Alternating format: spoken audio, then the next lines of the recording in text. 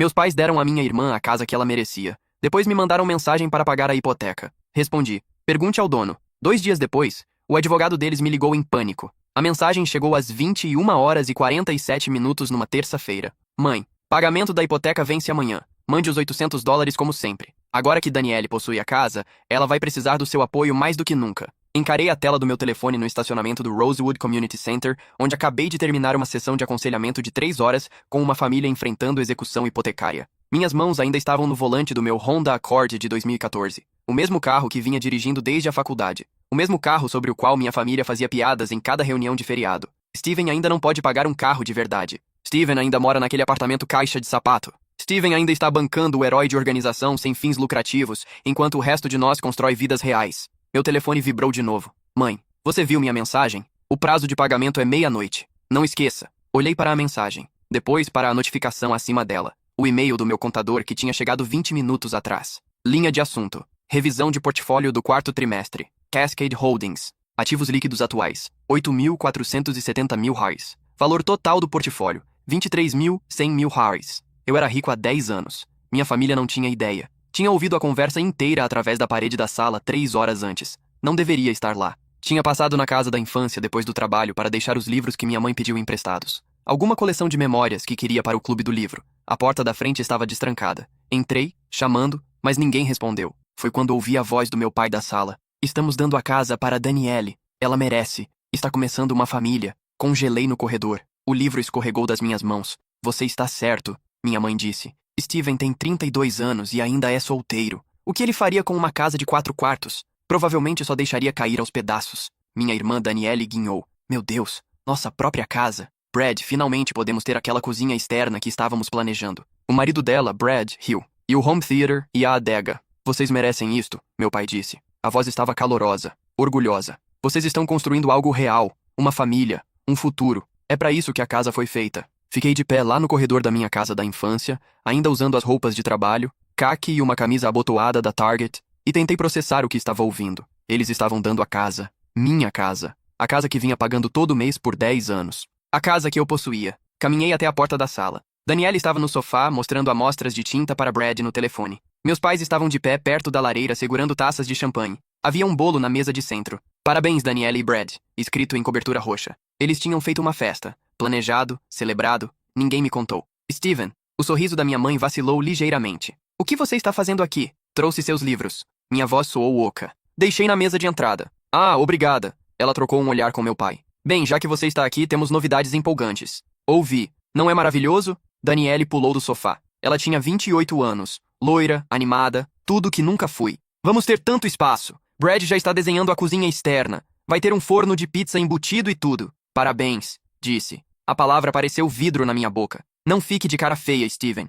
minha mãe disse. Ela tinha aquele tom, o que usava quando achava que eu estava sendo difícil. Você deveria estar feliz pela sua irmã. Família? Ajuda a família. Olhei para meu pai. Para o homem que me ensinou como jogar beisebol, como trocar um pneu, como equilibrar um talão de cheques. O homem que sentou comigo quando eu tinha 16 anos e disse que sucesso significava estabilidade, responsabilidade, cuidar das pessoas que importavam. Ele não olhou para mim uma vez. Preciso ir, disse. Fique para o bolo, Danielle insistiu. Tem bastante. Tenho trabalho amanhã. Saí antes que alguém pudesse argumentar. Sentei no carro na entrada deles por 10 minutos, mãos tremendo, tentando entender o que acabou de acontecer. Eles tinham dado minha casa. Então meu telefone vibrou com o lembrete da hipoteca. Foi quando algo dentro de mim mudou. Deixe-me te levar 10 anos para trás. Eu tinha 22 anos, recém-saído da Oregon State com um diploma em ciência da computação e especialização em matemática aplicada. Passei meu último ano construindo um algoritmo, uma ferramenta de análise de risco para empréstimos hipotecários que podia prever probabilidade de inadimplência com 94,7% de precisão.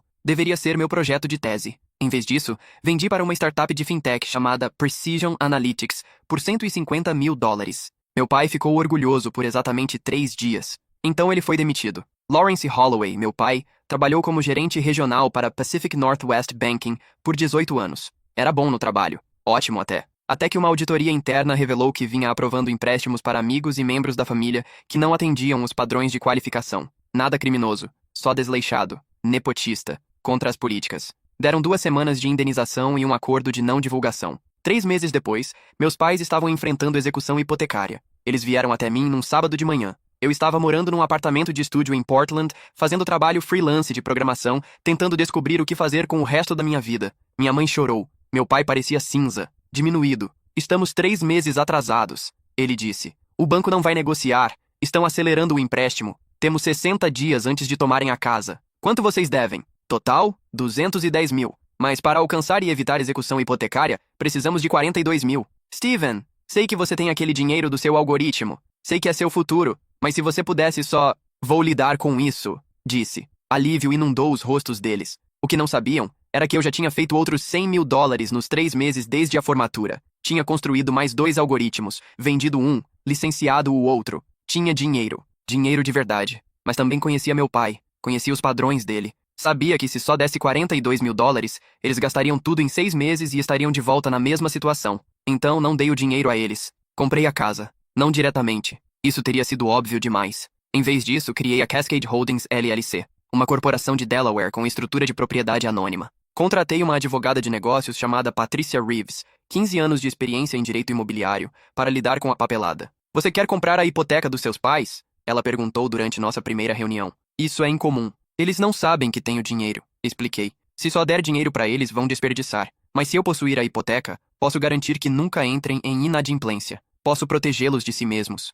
Patrícia me estudou por cima dos óculos de leitura. Você percebe que isto pode sair pela culatra espetacularmente se descobrirem? Não vão descobrir. Ela redigiu os papéis. Cascade Holdings, LLC, comprou a hipoteca do Pacific Northwest Banking por 187 mil dólares. Um desconto por causa do status de inadimplência. Tornei-me o credor deles. O banco deles. E por 10 anos paguei a hipoteca deles todo mês. Às vezes eles lembravam de me mandar o pagamento. Às vezes não. Quando esqueciam, cobria do meu salário da organização sem fins lucrativos. 45 mil dólares por ano, aconselhando famílias enfrentando execução hipotecária. O que fazia porque realmente acreditava em ajudar pessoas a manter as casas. A ironia não me escapava. Meus pais nunca questionaram para onde o dinheiro ia. Eles achavam que eu estava mal sobrevivendo, vivendo de salário em salário no meu apartamento triste pequeno, como minha mãe chamava. Eles não tinham ideia de que meu apartamento triste pequeno era na verdade um condomínio quitado com vista da cidade. Que meu Honda Accord tinha 47 mil quilômetros nele, porque também possuía um Tesla que mantinha numa garagem de armazenamento do outro lado da cidade. Que o salário da organização sem fins lucrativos era renda suplementar enquanto minha riqueza real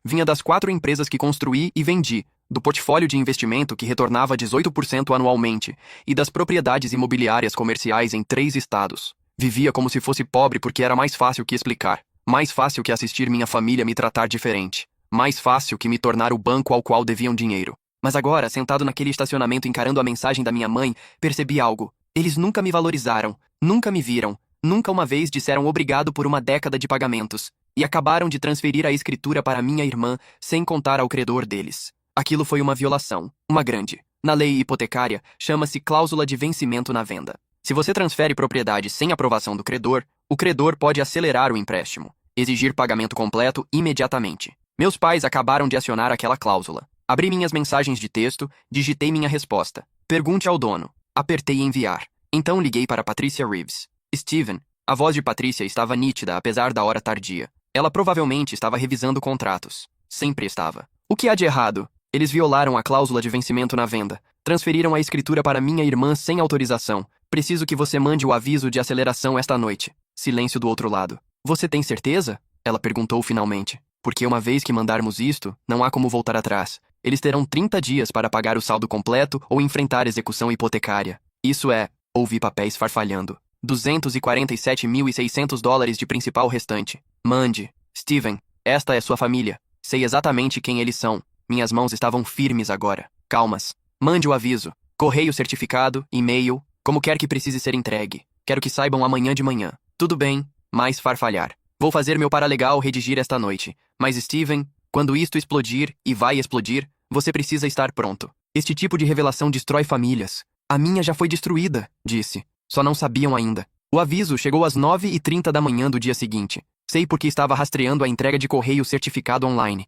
Assisti o status atualizar de saiu para entregue e assinado por Ellie Holloway às 9h33. Meu pai estava no centro comunitário conduzindo um workshop de planejamento orçamentário para 3 famílias que estavam 2 meses atrasadas nas hipotecas, ensinando como negociar com credores, como documentar dificuldade, como lutar pelas casas. A ironia ainda estava lá. Meu telefone começou a vibrar às 10h15. Pai, chamada perdida. Pai, chamada perdida. Pai, chamada perdida. Mãe, chamada perdida. Deixei tocar. Terminei o workshop. Ajudei uma mãe solteira a preencher uma aplicação de dificuldade. Expliquei a um veterano como solicitar tolerância. Ao meio-dia, tinha 17 chamadas perdidas. Às 12h45, recebi uma mensagem de Daniele. Daniele, que porra você fez? Papai está tendo ataque de pânico. Ligue pra ele agora. Não liguei. Às 14h30, meu telefone tocou de novo. Número diferente. Não reconheci. Atendi. Sr. Holloway, aqui é James Chan da Chan Associates Legal. Estou ligando em nome de Lawrence e Patricia Holloway, a respeito de um aviso de aceleração que receberam da Cascade Holdings LLC.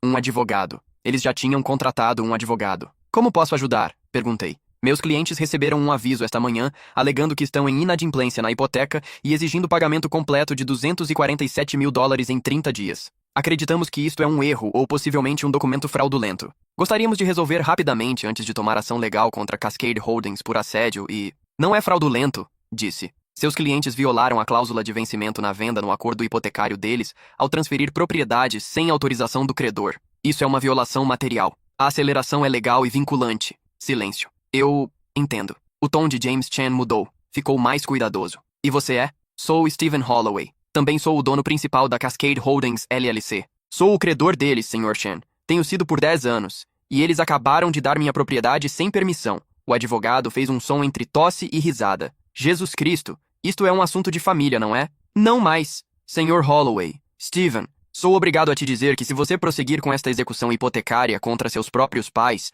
a ótica vai ser extremamente ruim. Você provavelmente será pintado como... Não me importo com ótica, disse. Me importo com direitos de propriedade. Seus clientes têm 30 dias para pagar o saldo completo ou desocupar a propriedade. Essas são as opções deles. Eles não têm esse tipo de dinheiro. Você sabe que não tem. Então sugiro que perguntem à nova dona, minha irmã, para ajudá-los. Desliguei. Meu telefone explodiu com ligações, mensagens, correios de voz. Ignorei todos até que às 18 horas, meu pai ligou de um número que não reconheci. Provavelmente pegou o telefone de alguém emprestado porque parei de atender o dele. Contra meu melhor julgamento, atendi. Stephen, que diabos você fez? A voz dele era pânico puro, tremendo. Alguma empresa, Cascade Holdings, está dizendo que estamos em inadimplência. Estão cobrando o empréstimo inteiro, $250 mil. Temos 30 dias ou eles tomam a casa. Você tem que consertar isso. Você é bom com essas coisas. Trabalha com hipotecas. Ligue para eles. Diga que foi um erro. Estava sentado no carro fora do meu prédio de condomínio assistindo o pôr do sol sobre o centro de Portland. O céu estava laranja e roxo. Lindo. Não posso fazer isso, pai. Por que não, Stephen? Isto é sério. Podemos perder tudo. Preciso que você... Não posso ligar para eles, disse. Por que não posso ligar para mim mesmo? A linha ficou morta em silêncio. Podia ouvir respiração. Irregular. Confusa. Do que você está falando? Cascade Holdings, disse. Minha voz estava perfeitamente firme. Calma. Como se estivesse explicando uma planilha orçamentária para um cliente. Sou eu, pai. Eu sou o Cascade Holdings. Tenho sido seu credor por 10 anos. Comprei sua hipoteca quando vocês estavam enfrentando execução hipotecária. Venho pagando todo mês. E vocês acabaram de transferir a escritura para Daniele sem minha permissão. Ouvi ele derrubar o telefone. Ouvi bater no que soava como uma mesa. Ouvi a voz da minha mãe no fundo. Lawrence, Lawrence, o que houve? O que ele disse? Ouvi ele contar.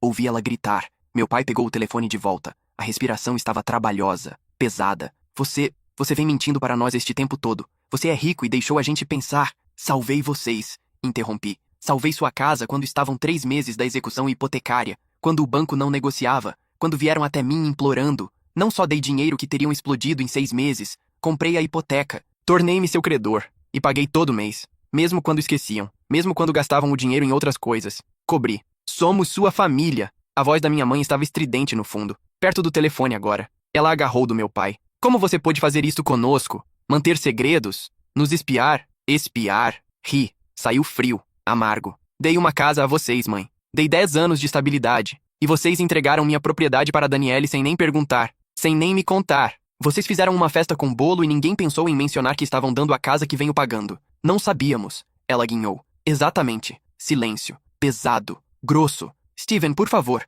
Meu pai tinha o telefone de novo. A voz rachou. Cometemos um erro. Deveríamos ter te contado. Deveríamos ter perguntado. Mas não faça isso. Não tome a casa. É aqui que te criamos. Onde sua mãe e eu vivemos por 34 anos. Esta é nossa casa. É minha casa, disse. Tem sido por uma década. E vocês deram pra Daniele porque acham que ela merece mais que eu. Isso não é... Não quisemos dizer... Vocês têm 30 dias, disse. Mesmo prazo que me deram quando eu tinha 22 e vocês precisavam de ajuda. Descubram. Desliguei. Meu telefone vibrou imediatamente. Mensagem após mensagem. Pai, por favor, ligue de volta. Mãe, você está sendo cruel e vingativo. Daniele, eu não sabia. Juro que não sabia que você estava pagando algo. Por favor, não nos puna pelo erro deles. Brad, podemos resolver algo. Família não faz isso com família. Desliguei meu telefone. 3 dias depois, eles apareceram no meu condomínio. Todos os 4. De pé no saguão do meu prédio às 7 da manhã num sábado. O porteiro ligou soando apologético. Senhor Holloway, você tem visitantes. Dizem que são família. Devo mandá-los subir? Poderia ter dito não. Poderia ter feito a segurança escoltá-los para fora. Em vez disso, disse sim, porque parte de mim queria que vissem. Queria que vissem o que perderam. Chamei eles para o 8º andar. Quando abri a porta, o rosto da minha mãe ficou branco. Meu condomínio tinha 1.800 metros quadrados. Janelas do chão ao teto com vista da cidade. Pisos de madeira. Cozinha moderna com bancadas de mármore. Arte original nas paredes. Não impressões. Pinturas reais de artistas locais que comissionei. Isto não era um apartamento triste pequeno. Isto valia $1.200.000. Steven, a voz da minha mãe estava pequena, confusa. Você mora aqui? Por 6 anos. Me afastei. Entrem. Eles entraram devagar. Daniele olhou ao redor com olhos arregalados. Brad continuou tocando coisas. O sofá de couro, a estante, a ilha da cozinha, como se estivesse tentando confirmar que eram reais. Meu pai só ficou de pé na entrada me encarando. Por favor, ele disse finalmente. O rosto estava cinza, exausto. Ele envelheceu 10 anos em 3 dias. Faremos qualquer coisa. Te pagar de volta, assinar papéis, o que você quiser.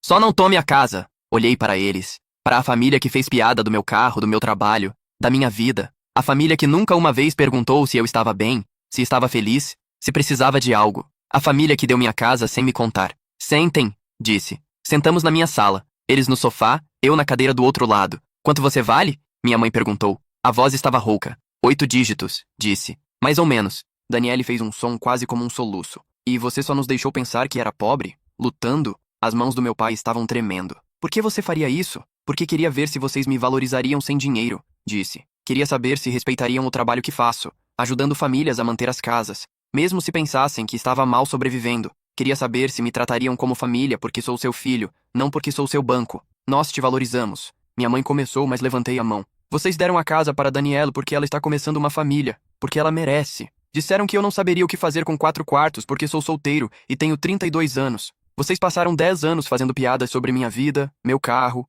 minhas escolhas, e nenhuma vez, nenhuma única vez, disseram obrigado por pagar sua hipoteca. Não sabíamos, Daniele disse. Lágrimas estavam escorrendo pelo rosto. Steven, juro, se soubesse, você teria... O quê? Me tratado diferente? Olhei para ela. Para minha irmã mais nova, que sempre foi a favorita. A criança dourada. Esse é o problema, Daniele. Não queria ser tratado diferente. Só queria ser tratado como família. Meu pai se inclinou para a frente, colocou a cabeça nas mãos. O que você quer de nós? Ele perguntou. Dinheiro? Um pedido de desculpas? Só diga como consertar isso. Tinha pensado sobre isto por 3 dias. Simulei cenários diferentes. Imaginei finais diferentes. A casa é de vocês, disse finalmente. Alívio inundou os rostos deles. Mas continuei. É a última coisa que vão receber de mim. Estou perdoando a dívida. A hipoteca está paga completamente. Patrícia vai mandar a satisfação de hipoteca semana que vem. A casa pertence a Danielle, exatamente como vocês queriam. Steven, meu pai começou. Também estou cortando vocês completamente. Sem mais dinheiro, sem mais ajuda.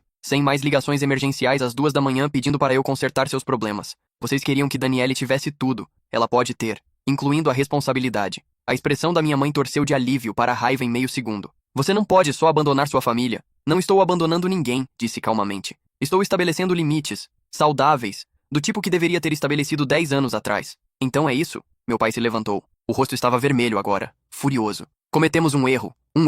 E você está só nos cortando da sua vida? Depois de tudo que fizemos por você? Depois de te criar, pagar pela sua educação? Vocês não pagaram pela minha educação, disse. Tive bolsa completa, lembra? Vocês me fizeram pegar empréstimos estudantis mesmo assim porque disseram que eu precisava aprender responsabilidade financeira. Paguei aqueles em 2 anos com dinheiro da minha primeira venda de algoritmo. Ele abriu a boca. Fechou. E quanto a me criar, vocês criaram. Foram bons pais quando eu era jovem. Mas em algum lugar ao longo do caminho pararam de me ver. Pararam de me valorizar. Me tornei o filho conveniente. O que sempre ajudaria. Sempre pagaria. Sempre apareceria. E vocês tiraram vantagem disso. Isso não é justo, minha mãe disse. Nem é dar a casa de alguém sem perguntar. Brad se levantou, colocou uma mão no ombro de Danielle. Devíamos ir, ele disse quietamente. Deixar todos esfriarem. Conversar de novo mais tarde quando... Não há nada para conversar, disse. A casa é de vocês. A hipoteca está perdoada. Considerem meu presente final. Mas terminei de ser seu banco, seu plano reserva, sua rede de segurança. Daniele estava chorando mais forte agora. Steven, por favor. Somos família. Podemos consertar isso, podemos... Família ajuda a família, certo? Olhei para ela. Foi o que mamãe disse. Então ajudem uns aos outros. Vocês têm a casa. Têm uns aos outros. Vão ficar bem. Caminhei até a porta. Abri. Eles saíram devagar, um por um. Daniele continuou olhando para trás como se estivesse esperando que eu mudasse de ideia. Não mudei. Meu pai foi o último a sair. Ele parou na porta. Você está cometendo um erro, ele disse. Cortando sua família por orgulho, por dinheiro. Você vai se arrepender disso. Talvez, disse. Mas pelo menos vou me arrepender numa casa que realmente possuo. Fechei a porta. 6 meses depois, estou sentado no meu escritório num novo centro comunitário em Seattle. Operações expandidas. Estamos ajudando 40 famílias por mês agora ao invés de 12. Contratei mais 3 conselheiros. Abri uma clínica de assistência jurídica. O trabalho importa. Sempre importou. Meu telefone vibra. Uma mensagem de um número desconhecido. Desconhecido. Aqui é Daniele. Usando um número novo porque você bloqueou meu velho. Papai teve ataque cardíaco semana passada. Ele está bem. Estável. Mas está pedindo por você. Por favor, ligue. Encaro a mensagem por um longo tempo. Parte de mim quer ligar. Quer checar ele. Quer ser o bom filho. Mas lembro da conversa através da parede. Steven tem 32 anos e é solteiro. O que ele faria com uma casa de 4 quartos? Lembro da mensagem. Agora que Daniele possui a casa, ela vai precisar do seu apoio mais do que nunca. Lembro de 10 anos de pagamentos. 0 obrigados. Deleto a mensagem. Patrícia liga aquela tarde. Vi os registros de propriedade. Eles venderam a casa. Conseguiram $740 mil. Mudaram para um condomínio no centro. Bom para eles. Digo. Steven, a voz dela está cuidadosa. Seu pai teve um ataque cardíaco. Daniele vem tentando te alcançar. Eu sei. E espero que ele se recupere. Genuinamente. Mas não vou voltar. Ela fica quieta por um momento. Sabe, em todos os meus anos praticando direito, vi muitas disputas familiares. A maioria termina mal. Mas às vezes, raramente, as pessoas precisam bater no fundo antes de entenderem o que perderam. Talvez, digo, ou talvez algumas pessoas nunca entendam. De qualquer jeito, não é mais meu problema. Justo. Ela pausa. Pelo que vale, você fez a coisa certa. Estabelecer limites não é crueldade, é sobrevivência. Depois que desligamos, sento no meu escritório e penso sobre isso. Sobre sobrevivência. Sobre limites. Sobre a diferença entre ajudar pessoas e habilitá-las. Sobre a casa que nunca quis, mas paguei mesmo assim. Sobre a família que nunca me viu até eu tirar algo. Meu telefone vibra de novo. Outra mensagem. Desconhecido, por favor. Ele está pedindo por você. Ele sente muito. Todos sentimos muito. Podemos conversar? Desligo meu telefone. Porque aqui está o que aprendi. Família não é sobre sangue. Não é sobre obrigação ou culpa ou história compartilhada. É sobre aparecer, se ver, se valorizar. E às vezes a coisa mais amorosa que você pode fazer é ir embora. Eles conseguiram a casa deles, o bolo deles, a celebração deles. Consegui meus limites. Ambos conseguimos exatamente o que merecíamos.